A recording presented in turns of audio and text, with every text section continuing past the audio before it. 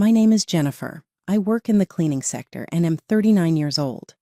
I am a 40-year-old lady who has been employed for over 20 years at a firm that offers office building cleaning services. I selected this line of work in order to help my ailing mother. I was reared in a single-parent household with my mother and sister.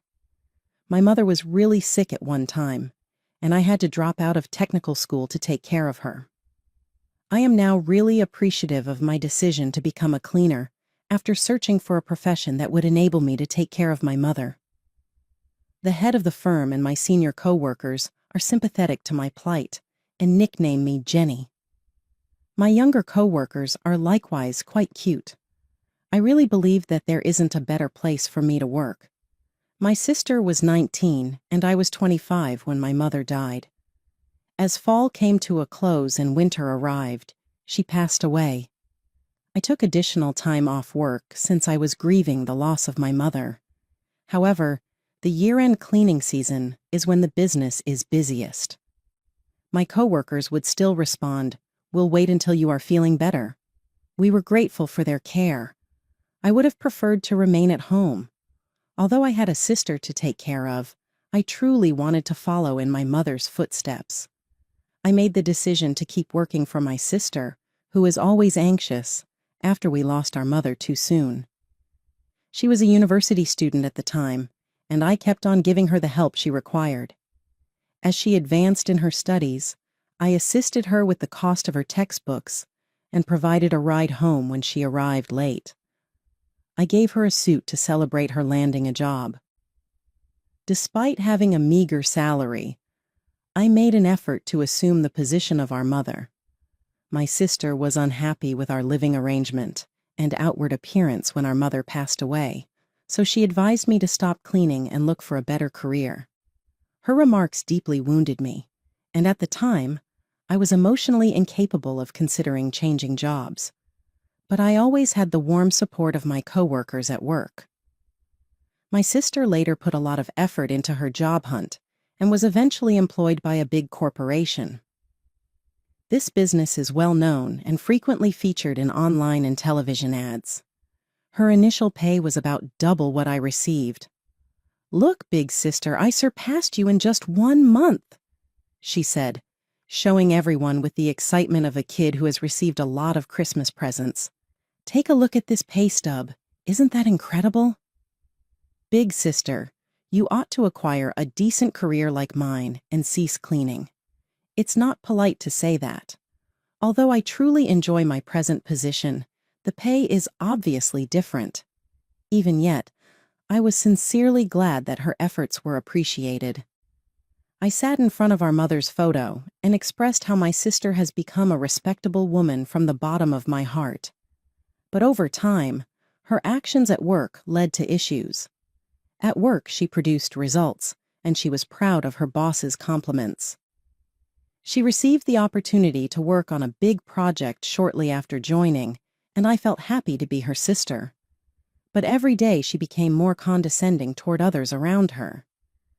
"I can manage the work, and I'm expected to perform well, but my colleagues' learning skills are a little inadequate," she said without hesitation. "I hate it when their shortcomings lower my evaluation." She appeared to be taking society and her job for granted. She may trip if this went on. I reprimanded her for her attitude as a result. Since everyone is starting from the same place, I don't think there are any significant differences among newbies. But with a snarl, my sister shot out, "Don't be so arrogant.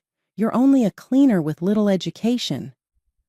"I understand that there isn't much difference in people's abilities because I have experience," I said irritably.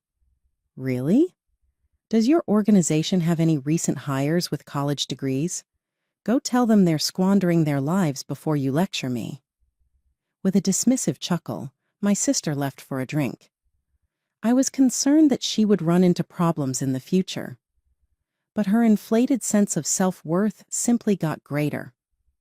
Her mentality became warped by a mistaken self-evaluation that began as a sense of superiority over me due to her larger wage. She told me anything she wanted to say. I initially dismissed it as enthusiasm for her new job, but polite cautions didn't change anything. I even tried giving her harsh reprimands, but sadly, nothing changed. It's possible that I managed my connection with my sister poorly, and I started to doubt myself. It has been years since then. I'm still employed as a cleaner. Although my sister's work appears to be doing well, her contemptuous demeanor has only become worse. She married her lover after moving in with him. He is a bothersome presence for me, and his personality is just as self-conscious as my sister's. I consider her spouse to be of a different generation because he is so young. "Are you really a cleaner?" was the first thing he said to me when we first met. "Yes, I am passionate about my job and I enjoy it very much." "Really? However, isn't such work filthy? I really don't want to think about it. It must have an unpleasant odor." My sister then went on to say, "That is accurate. It is intolerable to even consider it. It's dirty, and it's a lousy, ugly work, that much is true. But there's no way to avoid it, is there? After all, she is a member of my family." Her statement stunned me so much that I can barely recall what transpired next. I shouted at my sister when he departed, "That's incredibly nasty.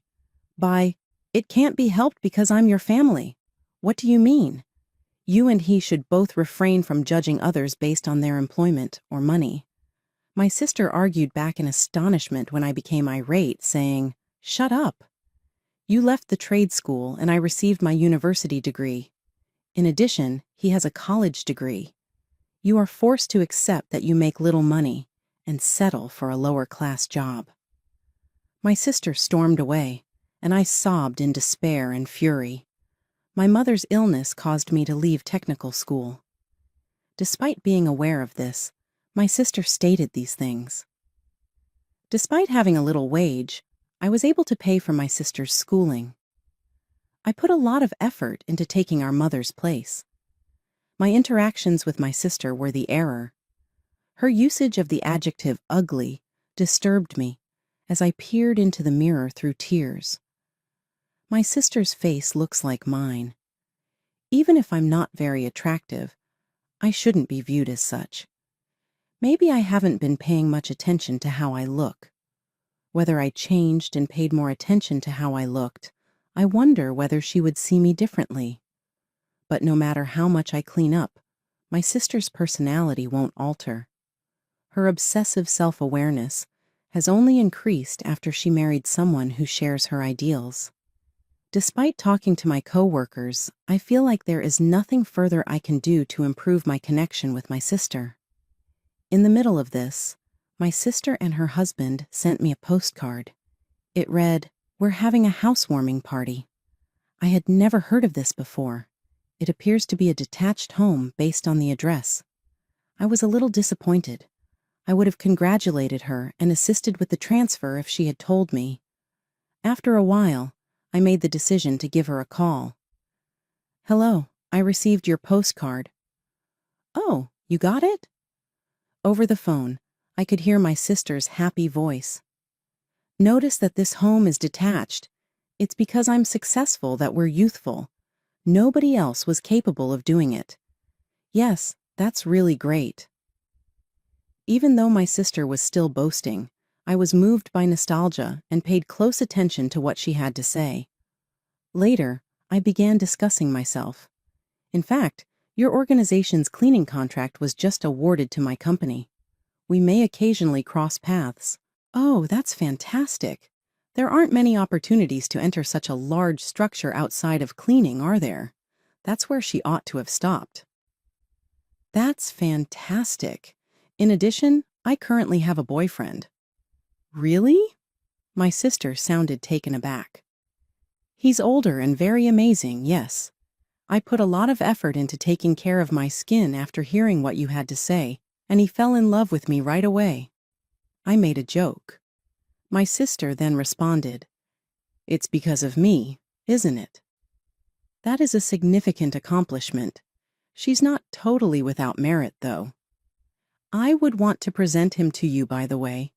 He's excited to meet you, so have fun at the celebration, shall we? I'm looking forward to it. When I got to my sister's house on the day of the much-anticipated party, I could immediately hear the noises of celebration. Sadly, my partner was unable to attend, but when I informed them that I had arrived, my sister's once bright voice abruptly darkened as she exclaimed, "What? You came? Really? What had occurred?" I wondered. "You understand your own career, right? Regarding work? Concerning the cleaning task? I don't want someone as filthy as a cleaner in my tidy home since it's new. Not wanting cleaners in a new home and labeling them as filthy." I was unable to comprehend its logic. I lost all mental clarity. "You ought to be more taciturn under these circumstances, given your filthy work, don't you? Your coworkers must have the same opinion. Are you lacking in common sense? Are you not being impolite, sis?" I'm sorry. I could feel my wrath growing inside of me as it began to boil. Does a filthy job naturally make you hold back? Impolite? Do I have to say sorry? Absolutely not. Reaching my breaking point, I said loudly, "You despise people too much. It's too impolite. If it had only been about me, I might have put up with it. But to make fun of my coworkers as well? That couldn't be forgiven." I saw my sister wince at my firm position. She normally acts aggressively with quiet individuals, but when retaliated against, she becomes frightened. Do you honestly believe that judging someone based on their occupation is acceptable? It's you who lacks common sense the most. I'm sorry. What? What's causing your sudden rage? I will not pardon you. How did you turn into such a bad person? Mom would be really sad. You're garbage. Garbage. You are the garbage. Isn't your lover also trash? He must not be performing well. A typical individual would never date a cleaner. I wouldn't want to interact with someone that filthy if you weren't my biological sister. If we weren't related, I would have left you long ago. My line is that. I'm severing connections. Don't ever involve me again. All right then. Goodbye. Even though it was a childish argument, I was unable to handle it in a mature manner. I walked out of the room before my sister could finish her sentence. I had made the decision to distance myself from my sister. Even though she was my only sibling, I was at my breaking point. My sister doesn't treat me like a human because I work as a cleaner.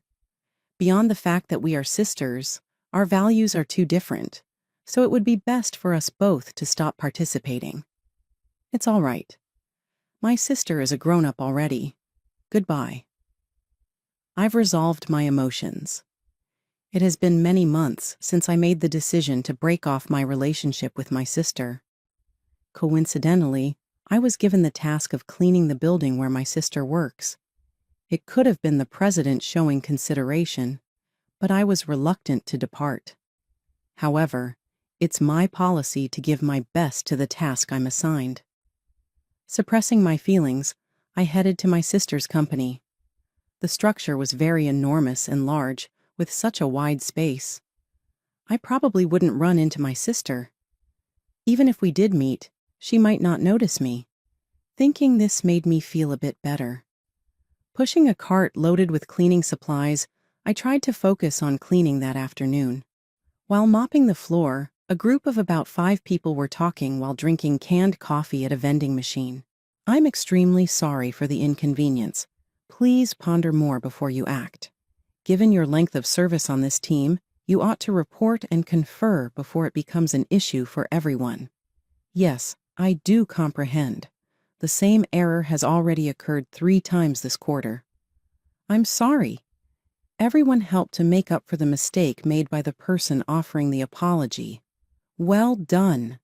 I deliberately avoided looking at them while I held that thought and carried on mopping. Some of your peers are section chiefs, and others are already team leaders. You ought to put in a little more effort. I'm sorry. Yes, she was receiving unpleasant remarks. It might be time to forgive her. I wanted to get past that bunch and move to the other side of the corridor. Afterward, they reprimanded the woman again and all returned to the office. I recognized a face as the group went by in front of me. It was my sister, indeed. It was my sister who received the reprimand for her error. "No way," I said to myself. My sister's face turned pale as she stared at me for a while. But she remained silent and hurried after her team as they departed. Throughout my job, I kept thinking about my sister. The sister, who should have been the most prestigious of her colleagues, instead appeared to be a liability to the business, abandoned. She appeared to be apologizing to people affected each time she made a mistake at work. I have seen several human interactions in a variety of settings via my profession as a cleaner. My instinct tells me that my sister's boasting about her excellence was only self-serving. Perhaps, as I had anticipated, her job was first going well. Despite her complacency, her co-workers outperformed her and took advantage of her. This was hardly unexpected given her patronizing demeanor. But I don't have to be concerned. My sister isn't going to depend on me anymore. We have broken our connections and are now strangers.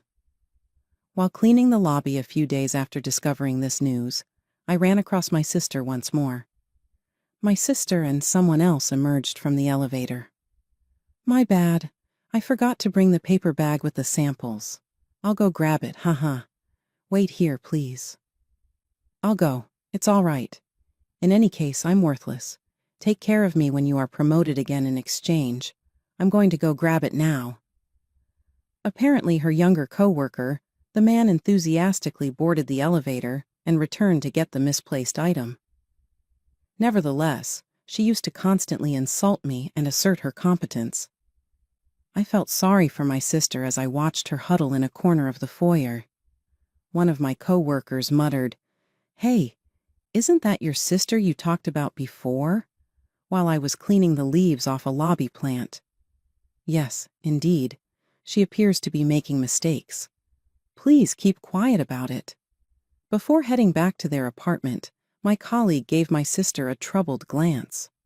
While I remained in the corner, my sister approached me furiously, as if disturbed by our empathetic stares. "Hey, tidy up." "What are you doing?" "I'm cleaning." "No, why are you here?" "Because it's my job." My sister's expression changed to one of rage as I gave her a chilly response. "You have no right to inform my spouse that I'm making a fool of myself at work. You get it, don't you?" She seemed to be using me as a vent for her work-related stress.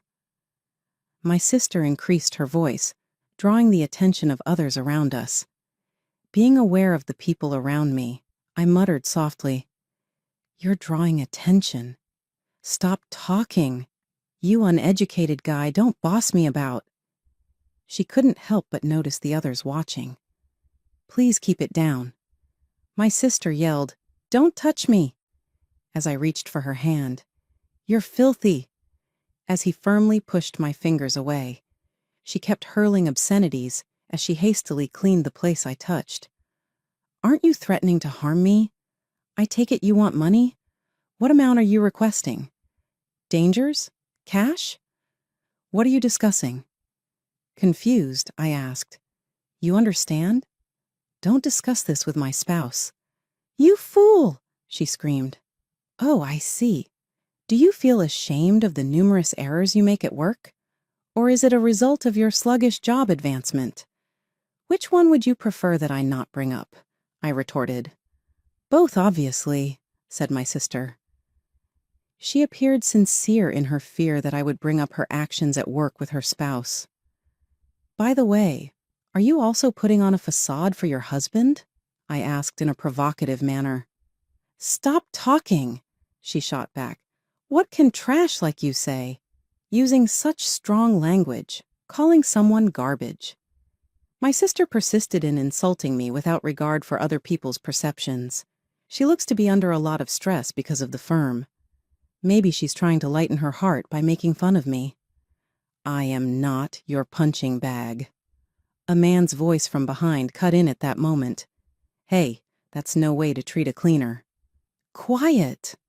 After reacting, my sister became aware of the chaos surrounding her.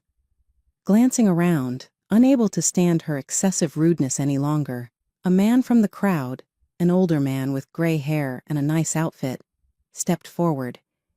His looks betrayed a high social standing. My sister felt agitated at the sight of the man.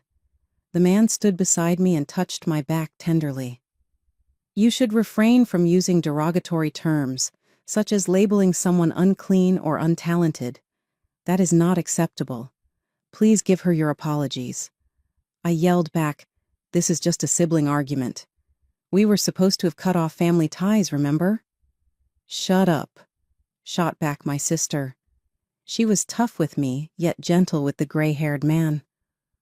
The man stepped in after observing this dual conduct. "If it's a family matter, then I am involved too." My sister was shocked and said, "What?" "It's good to meet you. I'm actually seeing your sister." The eyes of my sister grew wide. "I am a board member of your firm and the executive director of a linked business." "It was regrettable that I was unable to introduce myself sooner," he added. What?" My sister was unable to conceal her confusion. I mumbled, "Was there really a need to come out now?" after giving him a critical gaze. He answered, "Now is the only time," with a smile. With a terrified tone, my sister questioned, "Is that true?" Given that the individual in front of her was an executive in her organization, her response was expected. "That's accurate. I went with him to negotiate the cleaning contract for this building. When he handled the deal, he fell for me," I clarified. "No way," said my sister incredulously. "That's accurate. She explained everything in detail when the president was unable to do so during the contract signing. And I fell in love and asked her out," he said. The audience that had assembled in the foyer let forth a gasp of astonishment. My sister mumbled, "This is so embarrassing. I heard you said that no decent person would date a cleaner and that they must be up to no good." "No, that is not what I stated. In any case, you must express regret for the hurtful remarks you made to your sister before," he demanded adamantly. My sister was speechless with shock. "Are you the sister of Jenny?" "Please don't cause your sister undue concern," said my co-worker, who had been tidying the lobby. Co-workers gathered from other floors. As she apologized to me, my sister seemed worn out and totally alone. "I'm sorry," she said in a dejected whisper. She had lost the vibrancy and vigor in her voice. There was nothing but nothingness. My sister was later moved from the parent firm to a subsidiary's distant division. My boyfriend had nothing to do with this decision. My sister became agitated and began making a series of blunders at work after she was overheard disparaging me.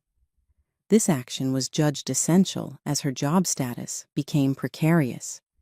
It was, in effect, the end of her career. When my sister's husband found out, he turned to me in a desperate attempt to find a solution.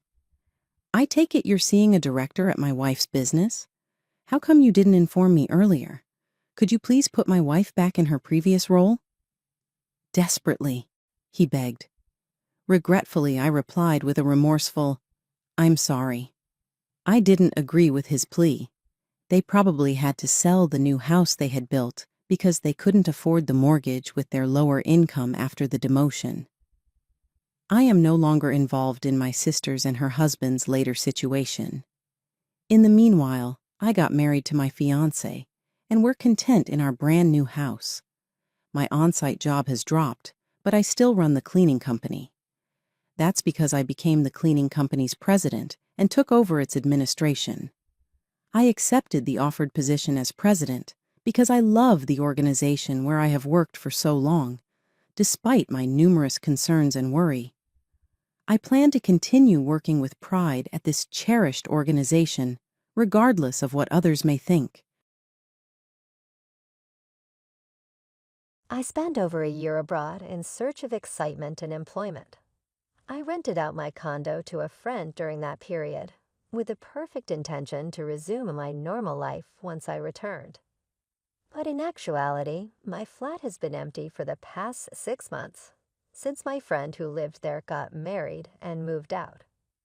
I thought I could finally unwind in my own place after a long travel, but my life soon took an unexpected turn. A strange pair of sneakers on the shoe rack was the first item that seemed strange. I didn't have such shabby shoes. Could my friend have left them behind? The bookcases in the living room were stocked with unfamiliar items, and a game system that I didn't possess was hooked up to the television. The table was covered with empty Coke cans and the petrified remains of nachos. "Welcome back, sis." As my younger sister strolled out coolly, as if she owned the home, Clarissa's voice sounded from the kitchen. "Why are you in this place? You're at my apartment, but why?" Jet lag made it difficult to absorb the scenario, but I inquired while attempting to remain composed. "Oh, did your parents not inform you? I'll be here for a long time." "It's temporary," Clara said, seemingly unconcerned. I scowled at her and let my luggage fall to the ground. "You must be joking with me. I live in this flat." Clarice gave a shrug. Well, Mom and Dad assured me that everything would be well during your extended absence. I assumed you wouldn't mind." Immediately, my blood pressure increased. "Did you think I wouldn't mind? That's your reason for moving into my flat without asking. How long do you intend to be here?" Clarice avoided looking at me and rubbed the back of her neck. "I haven't decided yet. Since I haven't had a job for a time, it will likely be till I get another one." I felt a flash of anger. In addition to my sister invading my personal space, my parents also took this choice without seeking my input. I took out my phone right away and dialed my mother. She responded after a few rings. "Hi, Audrey, welcome back. How did your flight go?" "Mom," I murmured, attempting to maintain a calm tone. "Did you know that Clarice is living in my apartment?" Mom paused for a second. "Yes, we did believe things would be all right. While you were away, she needed a place to stay. It's only short term." "You didn't ask for my permission." I lost my temper. "Avoid overreacting. She's your sister. Don't families support one another? Does being family mean you can ignore someone's boundaries?" Before I could say something I would later regret, I hung up and turned to face Clarice. "You need to leave by the end of today." Clarice appeared truly distressed. "Where am I supposed to go?" "That's not my problem." Clarice, however, did not move to go. Rather, she sat on the sofa as though it were her own house after beginning to make a sandwich in the kitchen. I had no idea what to do. Although I was unable to physically evict my sister, I refused to accept the status quo. For the first time in a year, I laid in bed that night and heard the sound of Clarissa's video game coming from the living room. I had not anticipated returning home in this manner. It was unbelievable to me that my parents had given their approval. Their favorite kid, the one who could make errors and yet be forgiven, had always been Clarice. Clarice had been regarded as a particular member of our family since we were small. When Clarice fell and started crying at a sports day event, our parents waited until it was my turn to console her. No one congratulated me when I finished third in my race, which I ran alone.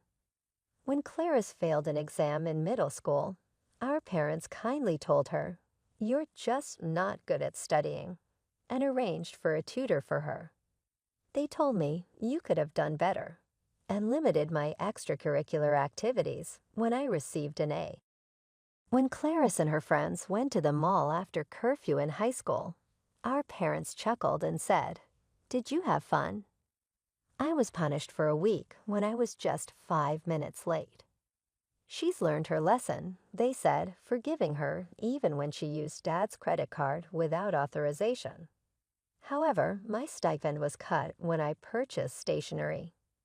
They encouraged Clarice when she repeated a year in college, stating she's finding her own path. They wrote it down as laziness when I had trouble finding a job.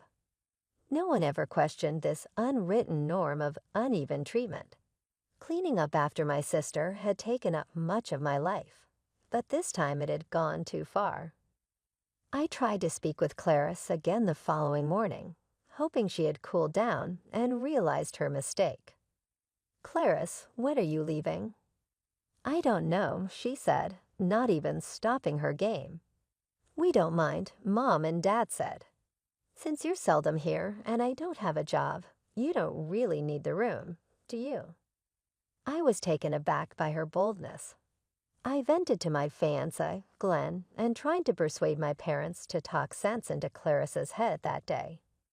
Despite his sympathy, Glenn made a useful recommendation. She might not have anywhere else to go. Establish a deadline and speak with your parents once more. A deadline? I let out a sigh. She shouldn't even be here. "Well, you can't just throw her out on the street," Glenn stated in a reasonable manner. Even though I knew I couldn't, I still wanted to throw everything Clarice owned out the window, even though I knew he was right. As time went on, it became evident that Clarice had no plans to leave anytime soon. I contacted my dad that night in the hopes that he would respond more logically than my mom had. Regarding Clarice, Dad, I must have my own area. I live in this flat. Why wasn't I consulted? He gave a direct answer. Because we knew you'd say no. I couldn't speak. They proceeded despite knowing I would protest.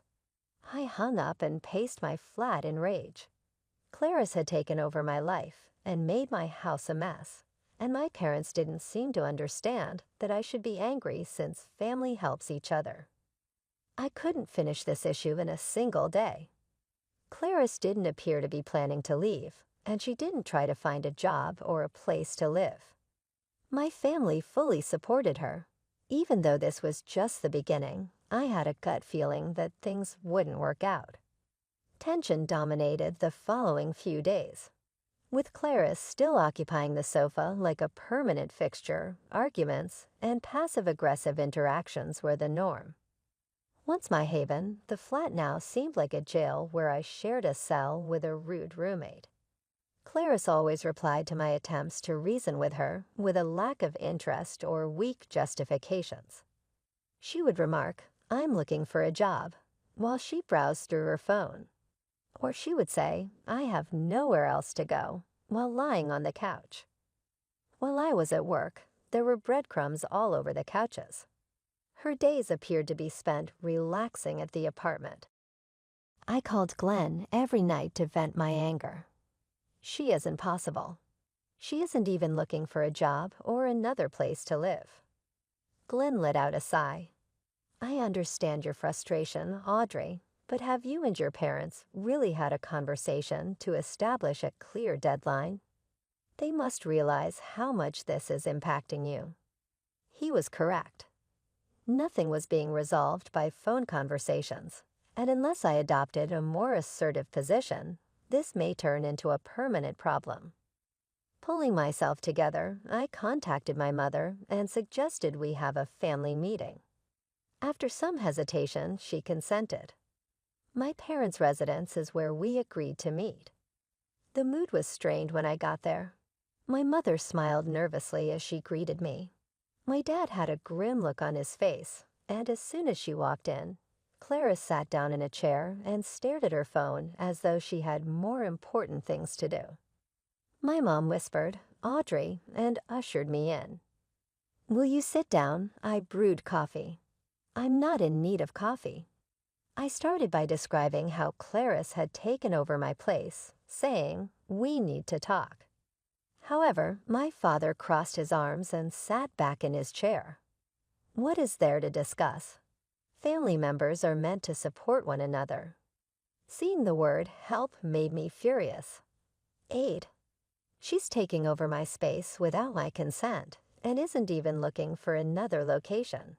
How does that help? Clarice laughed. you're going overboard. It's not as though I've created a major mess. Observe the living area. It's a dump, I fired back. My mother interjected, "That's enough, Audrey," in a cool but forceful voice. Clarice is now going through a difficult period. Rent is really high, and she lost her job. You must be able to comprehend that. Maybe I could have understood if someone had asked me. Unable to control my rage, I snapped. Instead, you decided she could live in my apartment without even consulting me, as if my opinion didn't matter. There was a long pause. My dad cleared his throat, and my mom looked at him. You weren't present, Audrey. Should we have allowed her to become homeless? I pointed to their roomy home. Why can't she move back here? At last, Clarice raised her head from her phone. I need to stay close to the city to find a job. Brilliant idea, I remarked sarcastically. However, do you genuinely have a plan?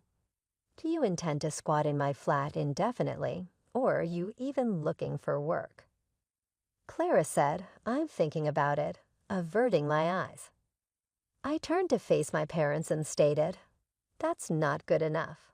Let's establish a deadline if this is just meant to be temporary. 2 weeks, that ought to be sufficient. Mom seemed surprised. Audrey, be reasonable. No, Mother. All along, I've been sensible. I'm tired of being walked all over my flat. My dad held out his hand as my mom opened her mouth to argue. He curtly answered, fine, if that's how you feel, 2 weeks it is. My mother seems taken aback. Clarice cocked an incredulous head. Dad, what did you just say? 2 weeks, he said once again. My dad eventually siding with me left me speechless, but Clarice appeared to have been deceived. She murmured, this is unbelievable, picked up her phone, and walked out of the room with a stomp. My mother let out a long sigh and scratched her temples. Audrey, was this really necessary? Yes, I firmly said. All I want is my privacy restored. I'm not the villain because of it. The stillness weighed heavy between us, and my mother remained silent.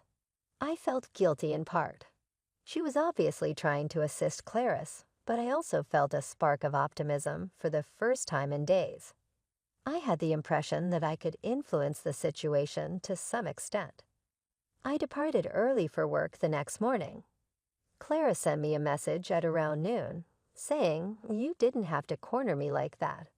I appreciate you making me feel so bad. I didn't respond. I had no intention of praising her or provoking another dispute. I went on a business trip for the following several days and didn't check on the unit.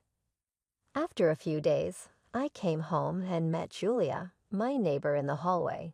She gave me a cordial greeting, but there was a tinge of interest in her voice. So your sister is staying with you? She remarked nonchalantly. Yes, I curtly said. I had no desire to explain. Julia cocked her head in an inquisitive manner. It's been quite lively over there, lots of people coming and going. What do you mean? You know, late-night gatherings with friends, loud music playing. My stomach turned over at what she said. How could my neighbor be more aware than I was of what was going on in my apartment? And on top of that, Julia went on, I've noticed some suspicious people coming in and out recently. Straight to Clarice's room, I marched and knocked. Now give an explanation. What's happening? She retorted fiercely, what are you talking about? I heard from the neighbor you've been having loud parties late at night with lots of people. They're only buddies visiting. It's not a huge concern. Not a huge deal. This is not your social center. It's my home. You'll be out before the 2 weeks are out if this keeps up. After muttering something under her breath, Clarice hurried to the restroom and slammed the door. I stood in the living room, shaking with rage. I was prepared to respect the decision made at the family meeting if she just played video games while lounging on the couch. However, things were getting far worse than I had expected. When Julia knocked on my door again one evening, it was the true turning moment. There was a mixture of doubt and concern on her face.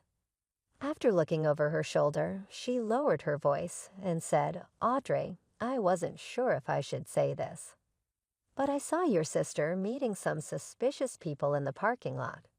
A shiver of fear went through me. Julia went on. I watched from a distance because I was fascinated. She appeared to be trading something with them and was carrying a large amount of cash. Are you familiar with this? I started looking around the extra room Clarice was staying in with shaking hands. It was just clothing and various objects, but I discovered a lockable metal box below a stack of clothing. It was little but weighty, and my suspicions were further heightened by the fact that it was locked. I thought that opening the box would be inappropriate as I gazed at it, but I couldn't help but want to find out what Clarice was concealing since I was sick of her lies. I decided and started looking for the key. I eventually located it, snatched up the package, and opened it. I felt a rush of betrayal, profound anguish, and revelation as soon as I opened the box. It was the worst thing that could happen. Silently, I had dreamed. I put the box back in its original location. My thoughts were racing. This was more than simply an unwelcome home visitor. I may potentially be held accountable if Clarice engaged in unlawful activity, particularly if she used my flat as a base. I decided to face her the following morning. She looked up disinterestedly from her cereal as I confronted her in the kitchen. Demanding, "Explain the box," her spoon stopped in mid-stride. "Of what box?" she inquired. "The metal box hidden under your clothes." "Oh, that," she said, slightly increasing her voice. "I'm just holding it for a friend." I laughed resentfully. Are you even aware of how absurd that justification sounds? Why would they entrust you with money and drugs? And who is this friend? Clarice remained silent. Like a toddler caught taking cookies from the jar, she gazed at the floor. Of course, I answered in a chilly tone. "You must go before the weekend. You're not going to stay here for another minute, regardless of where you go." "Audrey, can't you calm down a little?" I forcefully interrupted her, saying, "I'm setting boundaries and enforcing them. There are no second chances." I was aware that I was correct. I could no longer tolerate Clarice's actions since she had gone too far. However, a tiny part of me was torn. Even though I detested what she did, I didn't want to entirely leave her because she was family. A few days later, things took a surprising turn.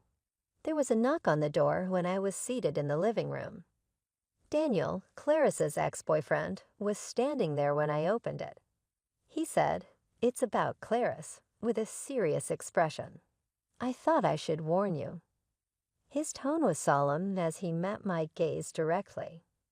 It seems that Clarice was purchasing more than simply medicines. Additionally, she had taken out a sizable loan from some risky individuals. They will pursue her and anybody associated with her if she does not repay them promptly. My blood became chilly. What do you mean by anyone connected to her? "They know she's staying here, Audrey," Daniel said, his face hardening. "They will pursue you if they are unable to locate her." I had trouble breathing for a while. Clarice's carelessness was no longer the only issue. My family and anybody else close to her may be affected by this perilous scenario that has gotten out of hand. I saw now how grave the danger was. Why am I being dragged into this? As I talked, I could feel my voice faltering. I was overcome with rage and terror for hours following Daniel's visit. It seemed like I was living on top of a ticking time bomb, even though I believed my relationship with Clarice had always been tense. If Daniel was telling the truth, and I had no reason to question him, then I was in risk just by having Clarice live with me. My annoyance at her freeloading now seemed little in comparison to the nagging worry that was growing inside of me. I approached Clarice as soon as she entered the room that evening. "We must speak." "Now," she said, averting my eyes. "Now." "It's not that serious." "Not that serious?" I said it again. Something broke inside of me. I was at my breaking point at that point. I took out my phone and started composing a tweet just in front of her. "I want to talk to you about family." After residing abroad, I returned home to discover my sister squatting in my flat without authorization. I was not consulted when my parents made this decision. Betrayal of family. No limits. Clarice turned pale when she saw what I was doing. "What are you doing?" I brushed her off and kept typing. "My sister is interacting with dubious individuals and engaging in unlawful activity from my house. Knowing this, my parents put her convenience ahead of my security. Is this the definition of familial loyalty? Toxic family. Mysteries among the family." Nearly instantly, the post became viral, and support messages and answers poured in. "Dad, Audrey's exposing us on social media." Clarice contacted him urgently, shouting into the phone. My mom's name appeared on my phone a few minutes later, but I purposefully ignored her call. Instead, I put up a different post. To what extent can the statement, "because we're family," justify injustice? My family put my life in jeopardy and accepted it as the usual. I was not going to remain silent any longer. Liberating oneself from poison. The truth about family. People shared their own similar stories, and the post received hundreds of likes and comments in a matter of hours. Numerous others who were struggling with family matters found a voice in my narrative. My father messaged me the next morning, saying, "I noticed your posts." My coworkers are also contacting me. "Take them out right now." His authoritative tone just made me more irate. I reopened social media and composed an in-depth piece. I recalled how I was supposed to persevere and make sacrifices, but Clarice had always been given preference. I described the existing state of affairs as evidence that nothing had changed. My friends supported me by extensively sharing my posts. My parents' acquaintances even contacted me to offer their shock and condolences. My mother phoned me crying, "How could you do this, airing our family's dirty laundry?" "Mom, the shame isn't in exposing the truth. It's in behaving this way in the first place," I said with firmness. She couldn't speak. Despite his concerns about the consequences, Glenn supported my choice. "Sometimes exposing the truth is the first step toward real change," he stated. My post received more responses from the public than I had anticipated. People who had experienced similar familial pressures wrote to me to express their gratitude for my courage. My post served as a little flame, bringing attention to the less positive facets of familial relationships. Above all, my family was affected by what I did. My father started thinking about their actions for the first time since he was worried about his image in the workplace. My mother started to understand that she needed to reevaluate her connection with me after being rattled by her friends' comments. Clarice fled the apartment before the weekend arrived because she could no longer stand the increasing criticism that was pouring into her social media accounts. She was obviously unable to remain comfortably in the wake of everything that had transpired.